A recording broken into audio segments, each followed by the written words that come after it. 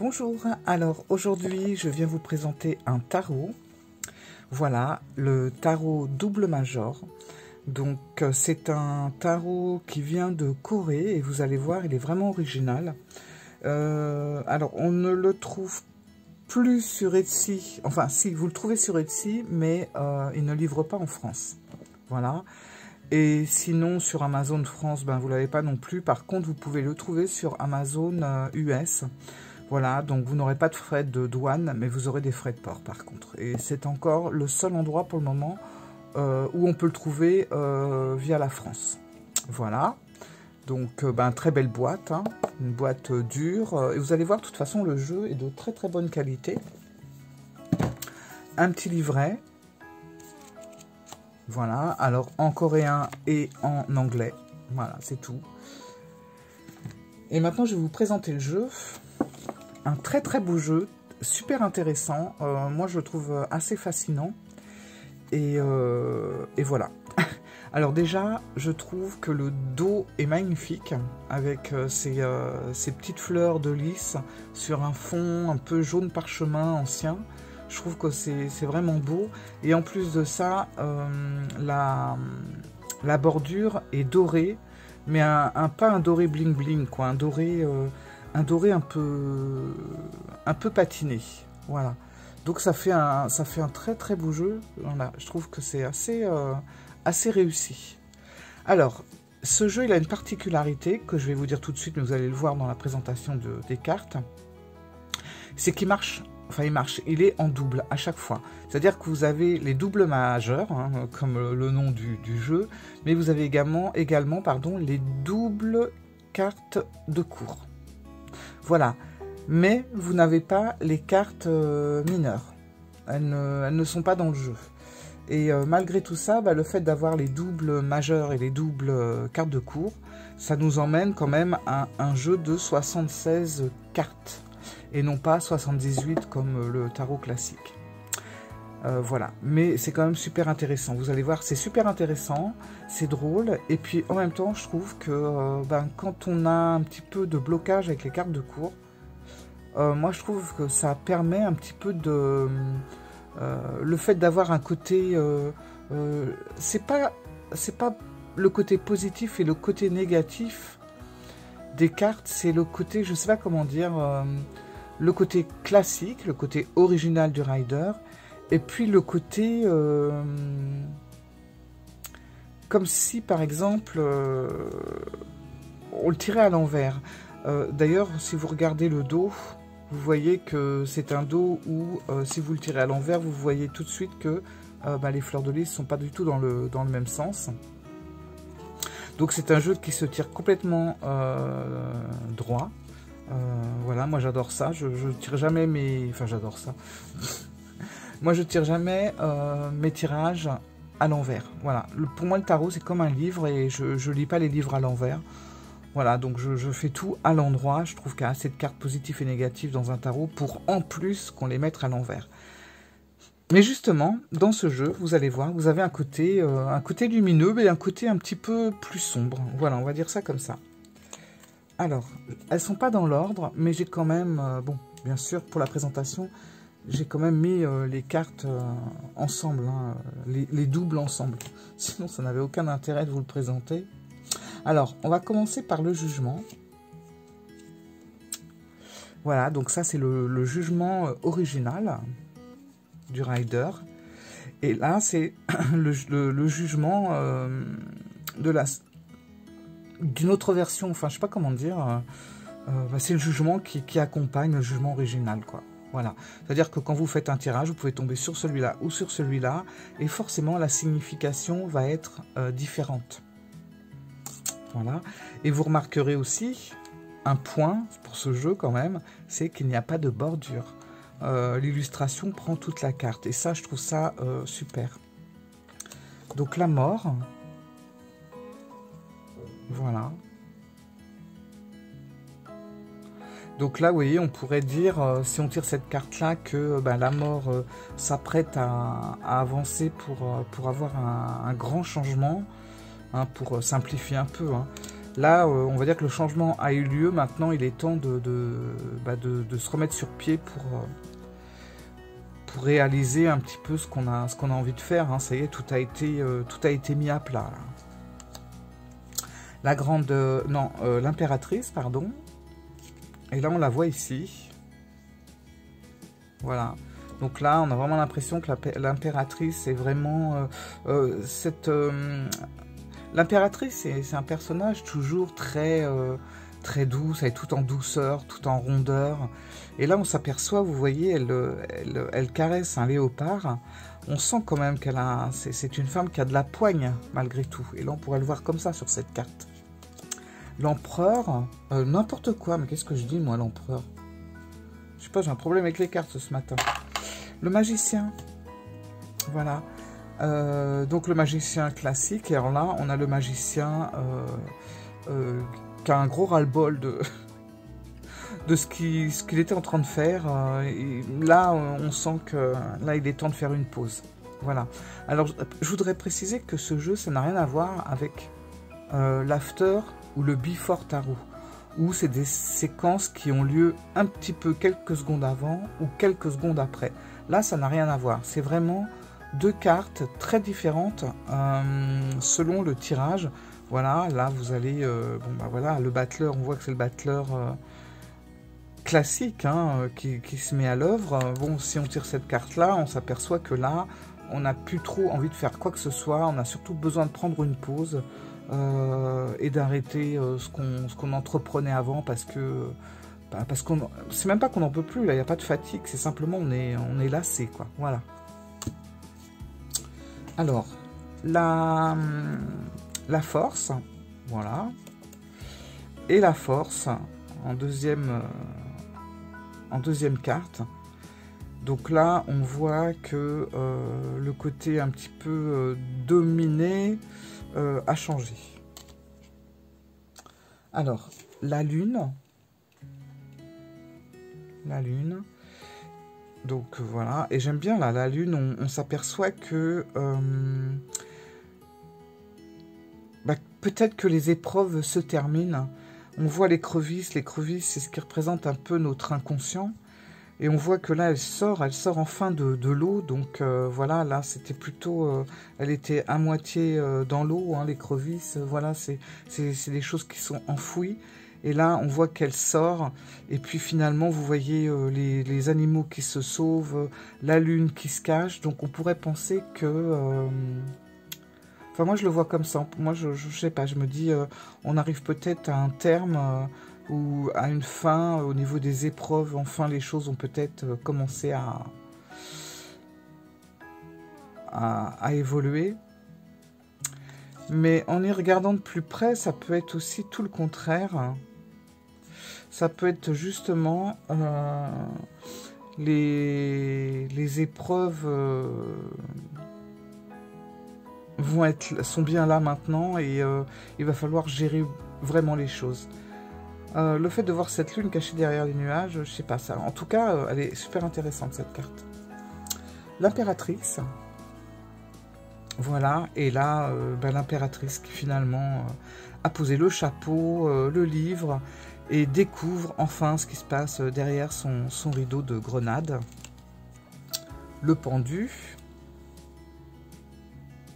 Voilà. Qui s'est dépendu. Ah oui, alors elle est intéressante aussi, quand on y regarde de plus près. Là, on peut dire que même s'il est plus pendu, on sent qu'il a été bloqué pendant assez longtemps quand même, ne serait-ce qu'au niveau des fleurs. Là, on voit bien que quand il est pendu, rien n'est fleuri. Là, on voit qu'il y a vraiment quelque chose qui a poussé. Donc, on pourrait penser qu'il est resté pendu pendant un sacré bout de temps, donc un blocage ou un lâcher-prise qui a pris un certain temps. Voilà. Alors, on arrive avec le soleil. Là, c'est pareil, on sent le temps qui est passé. Ne serait-ce que, déjà, vous voyez, le petit garçon, c'est devenu un homme. Les tournesols, on en a beaucoup plus. Voilà. Le monde. Voilà. Donc là, c'est pareil, très intéressant. La tempérance. Donc moi, la tempérance, j'ai vraiment l'impression qu'elle en a peut-être un petit peu marre justement de modérer les choses, de faire en sorte que tout soit vraiment, voilà, elle pose le pour, elle pèse le pour, le contre, et là on a vraiment l'impression qu'elle a posé les coupes, et elle a envie un petit peu de profiter du moment présent, sans se prendre la tête, à regarder un petit peu ce qui se passe autour, et je crois que, voilà, enfin, je la ressens comme ça, hein, je vous livre un peu, donc, les amoureux, les voilà, donc là, on sent que les amoureux... c'est le moment, hein, c'est le moment de construire, c'est le moment d'y aller. La justice.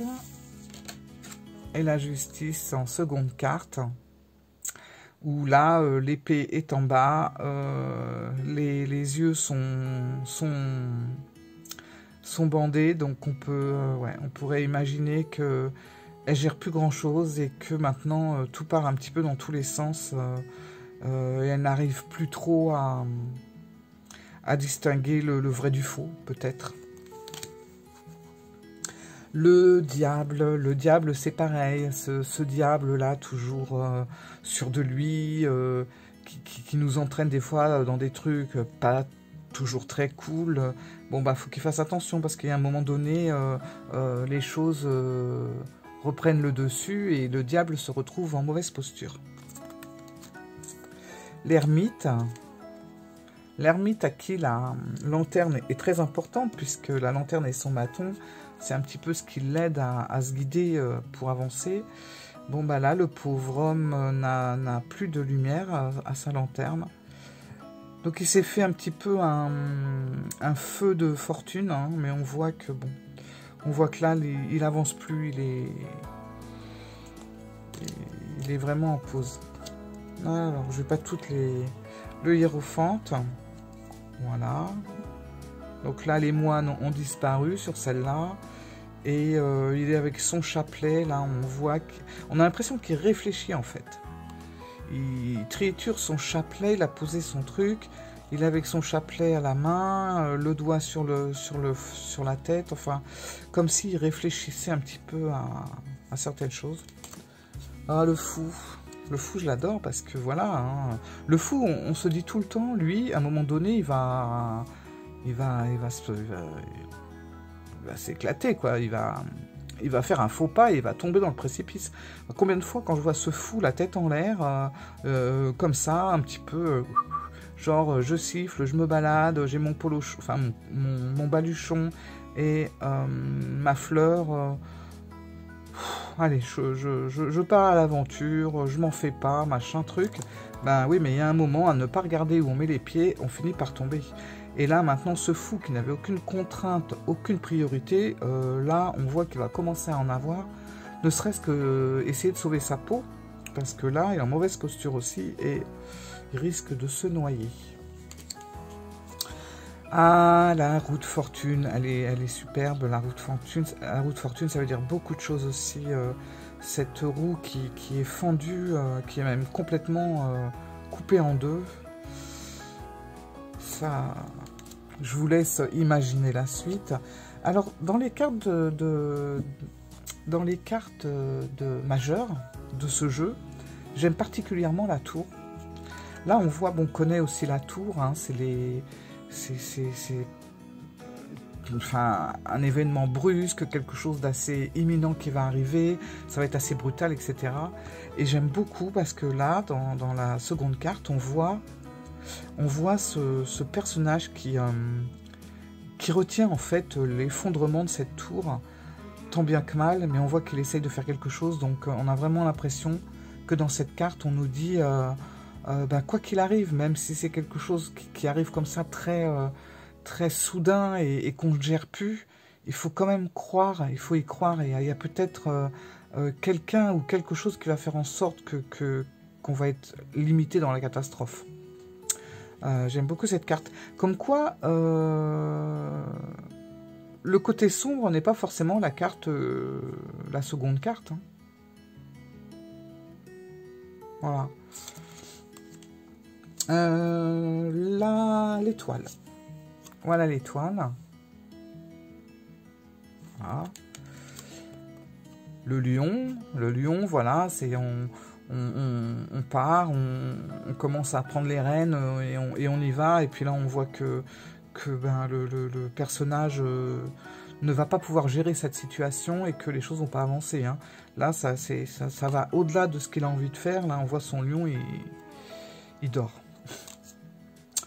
Ah, l'empereur, sûr de lui, autoritaire, qui est malgré tout quand même juste, hein, mais qui sait, voilà, il sait mener son monde un peu à la baguette. Là, on le voit comme ça. Alors, est-ce qu'il s'interroge? Est-ce qu'il se renferme? Voilà, là, c'est à étudier et voir avec les autres cartes qui pourraient l'accompagner. Alors, j'aime beaucoup aussi le page de Pentacle. Voilà. Et voilà.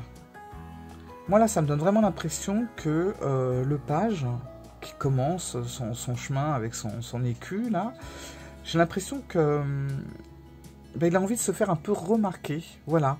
Regardez-moi, je commence à avoir de l'argent, j'ai envie qu'on fasse attention à ce que je fais et il fait tout pour se faire remarquer. Je le ressens comme ça pour le moment, après ça peut changer.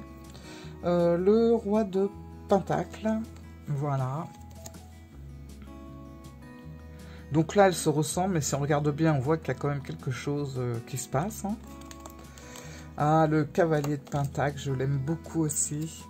Donc ce cavalier qui est quand même un des cavaliers les plus lents et les plus réfléchis de tous les cavaliers. C'est-à-dire qu'il a vraiment étudié, planifié les choses qu'il doit faire avant d'agir. Et il ne fait pas les choses sur un coup de tête. Hein. Tout a été très réfléchi. Sauf que voilà, il faut pas, tout n'est pas acquis. Et même si on a planifié comme il fallait, on n'est pas à l'abri d'un imprévu qui chamboule tout. Si vous regardez bien, on ne voit pas très bien, mais on l'aperçoit quand même. Parce que moi, je me demandais qu'est-ce qui lui arrive au cheval. Pourquoi il se cambre comme ça. Mais si vous regardez bien, on a une petite souris qui est ici. Donc on imagine tout simplement que cette petite souris chamboule toute la sécurité et le côté très organisé du cavalier de Pentacle. Comme quoi, une petite chose peut parfois tout vous désorganiser, même les choses les plus réfléchies. La reine de Pentacle. Voilà, alors celle-là, il faut que je la travaille un peu plus. Là, c'est vrai que bon, on a la reine de Pentacle classique. Là, on a la seconde version où effectivement, elle ne se rend. Cette reine de Pentacle est que quand même, c'est quand même quelqu'un qui fait attention aux gens autour d'elle, qui essaye que tout soit impeccable. J'ai l'impression qu'elle ne s'aperçoit même pas de ce personnage qui est à ses pieds, qui doit sûrement lui demander quelque chose, et qu'elle est plus en train de regarder un petit peu. Comment dire, un peu détaché de tout, ce volcan, comme si, bah oui, que c'était plus important. Enfin, je sais pas, faut que je la travaille cette carte, mais elle est intéressante. Le cavalier de bâton, voilà.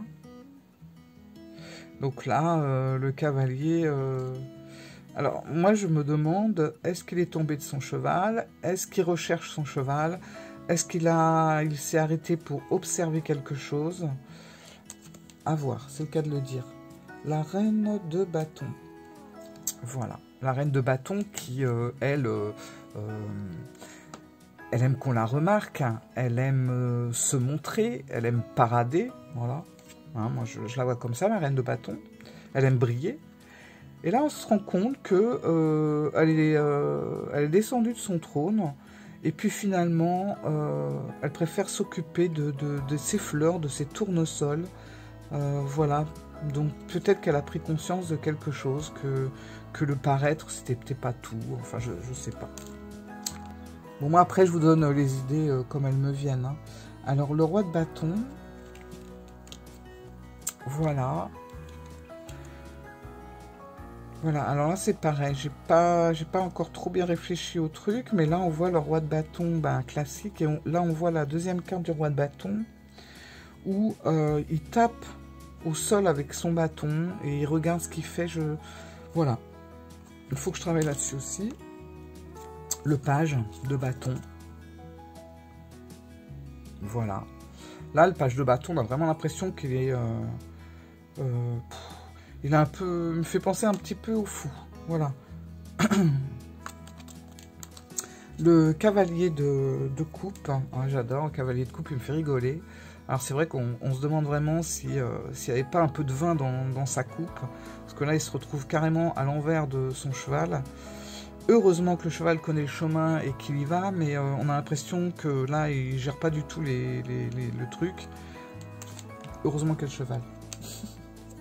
Alors, celle-là, je l'aime beaucoup. C'est le roi de coupe. Voilà, le roi de coupe qui maîtrise toujours très bien le côté émotionnel. Et bien là, on le voit. La coupe, voilà, on voit qu'elle est penchée. Et puis, il a vraiment son visage dans la main. On sent que comme s'il y avait une remise en question. Est-ce que...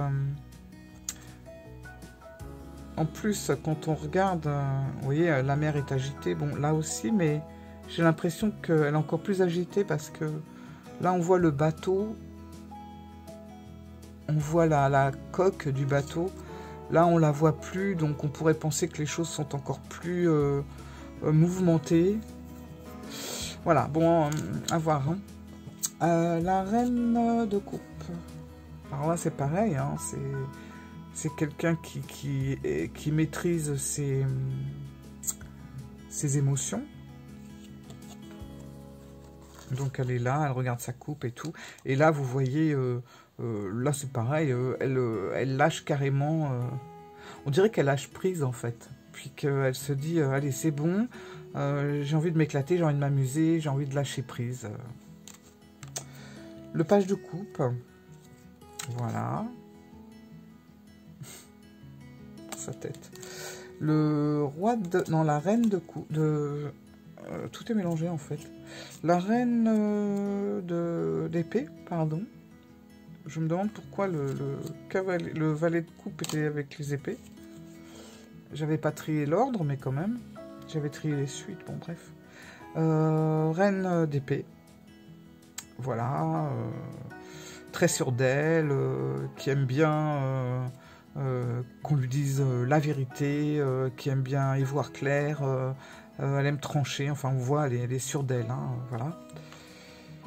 Et là, c'est très intéressant parce que déjà elle a posé son épée, donc il y a plus ce côté un petit peu autoritaire, hein, voilà, et elle se regarde dans la glace, comme si elle se mettait face à elle-même. C'est pareil, c'est intéressant ça. Page d'épée. Voilà. Super bien fait. Page d'épée. Avec cette attaque d'aigle. Oh, j'arrête pas de bafouiller. Ça m'énerve. Je peux pas faire une vidéo sans bafouiller. C'est pas possible. Alors, le roi d'épée. Roi d'épée.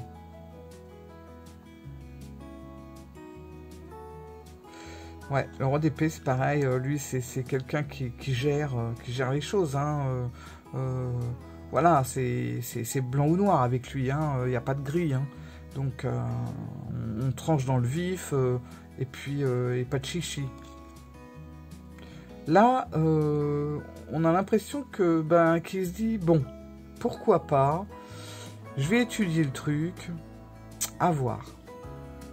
On a l'impression qu'il se laisse un petit peu plus de nuances. Et pour finir, on va prendre le cavalier d'épée. Voilà, cavalier d'épée. Hein, on connaît sa fougue, son impulsivité. On y va, on fonce. Bon, là, on a l'impression que il va moins foncer. Et peut-être qu'il va un petit peu plus... il va être moins impulsif. Voilà. Il va se mettre devant l'ennemi.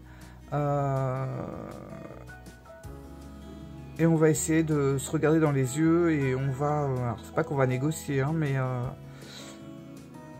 voilà. Il va falloir quand même... me passer sur le corps, hein, si on veut aller plus loin, quoi. Donc voilà, je ressens vraiment ce jeu comme ça. Enfin, je le trouve super bien foutu. Et moi, j'aime bien les jeux qui ont un petit côté original, quelque chose qui change un petit peu de l'ordinaire. Et franchement, ce jeu, il fait partie de tout à fait ce que j'aime, comme j'aime beaucoup l'After, j'aime le Before, le vice-versa. C'est des jeux que j'aime beaucoup parce que ils donnent d'autres perspectives, en fait, au tarot traditionnel. Et ça nous permet de voir plus loin ou d'imaginer plus de choses. Et je trouve ça super sympa. Et là, comme je vous disais au départ, on n'a pas de bordure. Et ça, c'est vraiment très bien. Voilà, parce qu'on est à fond dans l'illustration. Et ouais, c'est un jeu qui est super intéressant. Franchement. Alors, je ne vais pas faire de tirage non plus parce que j'ai pas trop... étudier, puis moi vous savez c'est pas trop mon truc, j'aime pas trop faire des tirages devant la caméra. On va juste voir pour tirer une carte, voir ce qu'on peut ressentir. Alors c'est marrant parce que quand vous regardez c'est des fleurs de lys et enfin ouais, donc c'est des fleurs de lys et c'est marrant parce que j'ai été un truc qui n'a rien à voir avec ma présentation du tarot, mais bon, j'ai été visiter le domaine du Trianon à Versailles. D'ailleurs, je vous ai fait une vidéo qui va bientôt sortir sur le truc. Et c'est ce jeu-là que j'ai amené. Mais alors, je me suis pas dit, ah, il y a les fleurs de lys, je vais emmener celui-là. Non, comme c'est le dernier qui est arrivé à la maison, ben, j'avais envie de le prendre. Voilà, je prends toujours un jeu quand je vais quelque part, je visite des trucs et tout. Je sais pas pourquoi, j'aime bien, on sait jamais. Si j'ai envie de faire un tirage à l'endroit parce que je ressens quelque chose, j'aime bien avoir un jeu. Et en fait, j'avais pris celui-là, et c'est après, je me suis dit, mais c'est marrant, parce que la fleur de lys, c'est quand même le symbole de la monarchie française. Voilà, et de me retrouver dans le grand et le petit Trianon de Marie-Antoinette, j'ai trouvé ça sympa. Et c'est dommage, je m'en suis pas servi à un endroit où j'aurais dû. C'est-à-dire que j'ai visité la grotte, enfin, j'ai été devant la grotte de Marie-Antoinette, cet endroit où on dit que c'est hanté. Hein, les gardiens ont entendu quelqu'un pleurer à l'intérieur de la grotte. Bref, c'est un autre sujet. Mais pourquoi j'aurais aimé faire un tirage à ce moment-là. Bon, je ne l'ai pas fait, bref. Je vous raconte ça parce que comme la vidéo va sortir, bon, voilà. Enfin, voilà, c'est un super jeu. Celle-là, on pourrait dire qu'elle a envie de venir. Parce qu'elle est un petit peu sortie. Je vais la mettre là. Mais moi, j'aime bien choisir. Donc, je vais prendre celle-là. Alors. Ah bah alors, on a le roi de coupe, justement. Si sûr de lui, si il maîtrise tellement ses émotions et tout, que là, on a envie de dire que bah, il faut un petit peu lâcher ses émotions, aussi dur que l'on peut être, aussi froid qu'on peut se montrer. Il y a peut-être des moments où il faut lâcher un petit peu, voilà, faut lâcher un petit peu les vannes et montrer qu'on est touché par certaines choses. Et là, le roi de Pentacle. Alors justement, le roi de Pentacle, en plus là, on a la version originale, contrairement au roi de coupe. On a quand même deux rois, hein, donc attention, hein, on sent qu'il y a du caractère. Hein, c'est quelqu'un de très mature, hein, sur tous les plans, et il maîtrise vraiment, il maîtrise déjà les finances. Hein. Et avec les deux cartes, j'aurais envie de dire que justement, il faut peut-être un petit peu... il y a peut-être des choses qu'il va falloir gérer un petit peu avec plus de douceur, plus de compréhension. Voilà, il ne faut pas avoir peur de montrer que on a beaucoup d'émotions. Alors surtout, j'ai vraiment là, dans ce que je vois, j'ai vraiment l'impression que c'est surtout dans la famille. Il va falloir être beaucoup plus proche au niveau des émotions, montrer ses émotions aux gens que l'on aime, aux gens qui sont autour de nous. Il Faut pas avoir peur, voilà. Les gens qu'on a autour de nous, notre famille, bon ben on sait tous, hein, c'est pas éternel et il faut montrer chaque jour qu'on les aime énormément. Et pas se mettre un blocage ou maîtriser certaines choses parce que voilà, c'est comme ça, dans la famille on montre pas ses sentiments. Si. Enfin moi avec ces deux cartes là, c'est ce que je ressens. Je ressens vraiment que c'est le bon moment de montrer l'amour qu'on a pour les gens. Ne pas avoir peur de les embrasser et de les serrer dans nos bras. C'est un peu le message que je ressens là. Bon, voilà. Voilà. Donc, tout ça pour vous dire que ce jeu, j'ai tout foutu en l'air. Excusez-moi. Attendez, je ramasse. Oh là là. C'est un jeu que je trouve vraiment super intéressant. Et c'est un tarot, mais je le vois bien aussi, oui, pour le développement personnel, pour la guidance, voilà. Il est parfait. Voilà. Bon, bah écoutez, je vous remercie d'avoir regardé la vidéo. Et puis, je vous dis à bientôt pour d'autres aventures, hein. Au revoir.